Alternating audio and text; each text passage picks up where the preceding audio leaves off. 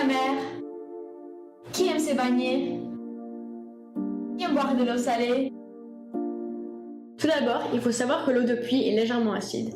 Pas assez pour dissoudre notre peau, heureusement, mais suffisamment pour éroder les roches au fil du temps et leur arracher des sels et des minéraux, sous forme d'ions, c'est-à-dire des atomes à qui on enlève ou ajoute des électrons. Ces ions sont ensuite transportés dans la mer via les rivières et le cours d'eau souterrain. Alors quelles sont les différences entre l'eau salée et l'eau douce? L'eau salée est définie comme une eau qui contient une certaine quantité de sel, disons plus de 10 grammes par litre. Par exemple, chaque litre d'eau de mer contient une moyenne 35 grammes de sel. Elle n'est pas considérée comme une eau potable, car le sel déshydrate le corps humain. Fun fact, le corps d'un poisson marin est moins salé que l'eau de laquelle il nage, tandis que celui de poisson d'eau douce est plus salé que son environnement.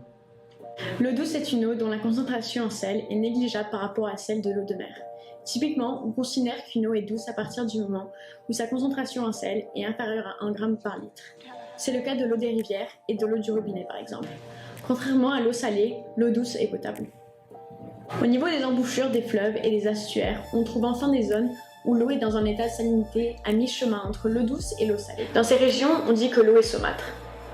La salinité des réservoirs d'eau à l'échelle de la planète est liée à deux facteurs principaux, le taux de précipitation et le taux d'évaporation.